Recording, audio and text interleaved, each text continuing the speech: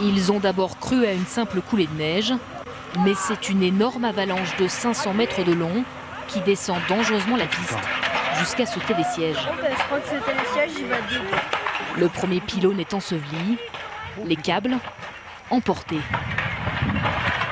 J'avais l'impression qu'on était au bord de la mer dans une grosse tempête. Encore choquée, Marie-Hélène a stoppé de nombreux skieurs qui s'apprêtaient à embarquer. Ça allait très très doucement, donc on avait l'impression que c'était plutôt inoffensif.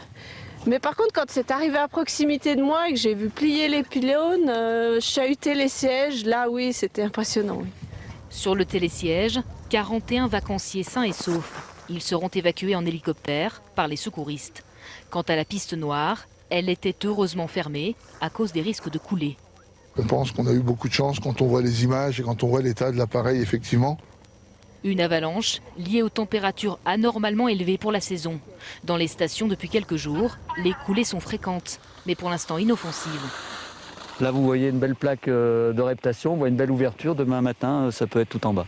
Ça peut être au passage d'un skieur comme un phénomène naturel, puisque c'est l'eau qui est dans le manteau neigeux qui s'écoule par percolation, qui entraîne la coulée. Donc les avalanches peuvent se produire dans les deux cas. Le risque restera marqué jusqu'à ce soir quant au télésiège, devenu l'attraction de toute la station. Il n'ouvrira pas avant la saison prochaine.